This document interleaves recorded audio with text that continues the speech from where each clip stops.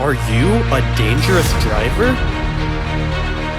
Today, we'll find out.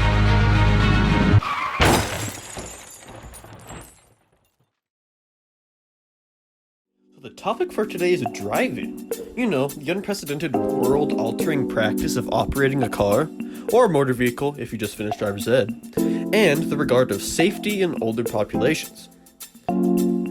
There's some important and somewhat shocking information to go over, so I hope you stick around. Driving. Well, it all began with the invention of a cart or carriage drawn by animals. And let me tell you, if you think vehicle accidents didn't happen during these times, then you're wrong.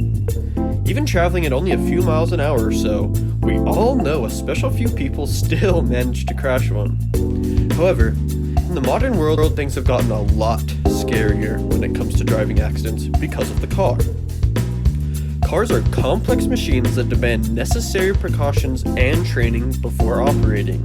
As such, driving skills have been developed as early as the 15th century and even included physical, mental, and safety skills. The evolution of skills required to drive vehicles has changed with the invention of the automobile and has been accompanied by the introduction of driving laws. For example, almost all of us know that there are certain physical skills to driving, such as being able to control the direction of the car, acceleration, deceleration, signaling, and use of other equipment like headlights and lower gears. For the seniors, these skills include having the neck flexibility to check around them and behind their car. Although these aren't the only requirements of a driver, even more important is the requirement of a driver to have the appropriate mental capacity to drive. Such mental skills include awareness of surroundings, spatial awareness, and ability to interpret the environment for road signs, driving conditions, and hazards. Additionally, a driver must be able to make good and quick decisions, to make evasive maneuvers, and have an understanding of vehicle dynamics and of left and right-handed traffic. Okay, let me slow this down though. I'm afraid I've already lost some of you, almighty elders out there, probably to an early bird special.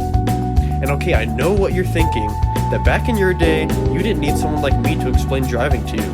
But sadly, it's not your day anymore. So listen up.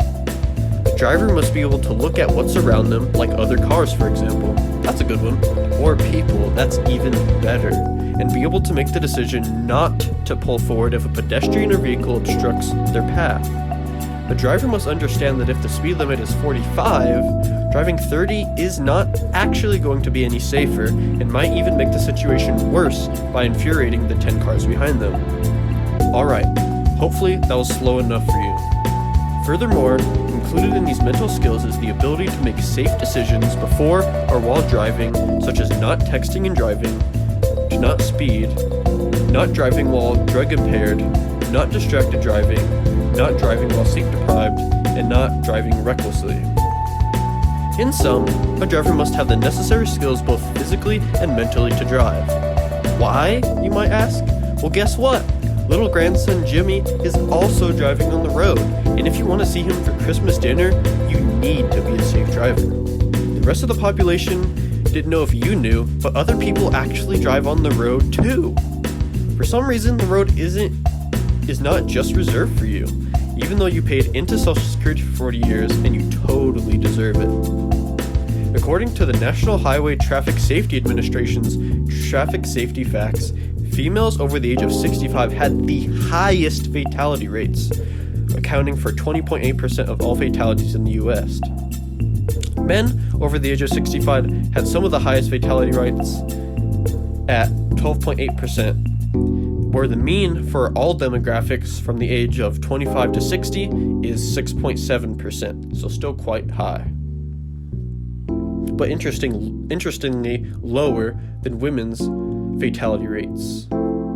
Interestingly, ages 61 to 65 are by far the safest drivers, with 4.1% of total fatalities for women and 3.4% for men. Now before all the youths out there start pointing the finger at the old people, stop. Turns out us youngins perform the second worst compared to all the oldies. For females aged 16 to 20, they accounted for 13.8% of all total fatalities in the US, and 14.3% for men of the same age group. However, the good news is that by age 21 to 25, female drivers are on average far safer and only account for 8.9% of fatalities, while unfortunately, men of the same age group account for 13.4% at that age. Men statistically don't become better drivers until they are 26 or older, and therefore take longer to mature out of this behavior. So it turns out that men truly are willing to take more risks than women, even if it costs them or someone else their life. Accordingly, it seems that men are also more likely to speed or drive recklessly, especially at a young age. Back to the main point though, the wisdom-filled elders, because youngins, while quite dangerous, will get better over time, but unfortunately you old-timers, statistically speaking, will only get worse.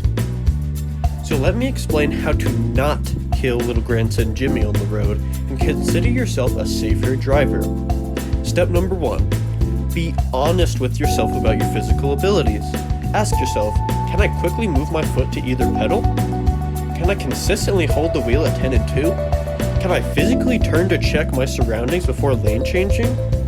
If you answered no to any of these questions, then you aren't physically fit to drive a vehicle. Step number 2. And again, honesty is the best policy because it can literally potentially save lives one day. Ask yourself, am I mentally capable of driving a vehicle? If you don't know, then ask someone you know and not a husband or wife.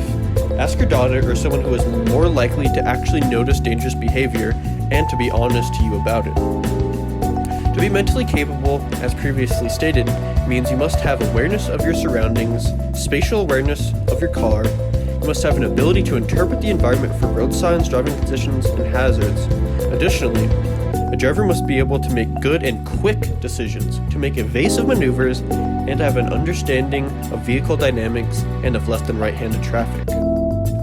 Step number 3. If you honestly pass the first 2 steps, then congratulations! You can enter the road full of other dangerous and reckless drivers, including people of your demographic, which might put you in jeopardy. Pun not intended. In order to drive safely, try to avoid distractions like your phone, buckle up, use your signals, only drive when you are rested and are not under the influence of any substances, and finally keep a safe distance from the cars around you so you can maintain a safety cushion around your vehicle.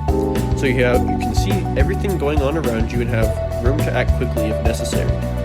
Overall, driving is integral to modern society and is a staple of American freedom. However, statistically speaking, driving is one of the most dangerous situations the average person experiences in their life. However, people drive every day. So try to make driving a safer experience for those around you by being able to gauge your driving wellness and practice safe driving habits like those just mentioned above. Even though you're my elders and have wisdom I don't, please be safe on the road. Lives are counting on it. In this video, you learned that driving skills have been developed as early as the 15th century. You've learned what constitutes the physical and mental skills necessary to operate a vehicle. You learned the most statistically dangerous demographics on the road based on age and sex. Finally, you learned how to be a safe driver. Remember, the next time you hit a speed bump on the freeway, it might be time to ask yourself if it's still safe for you to drive.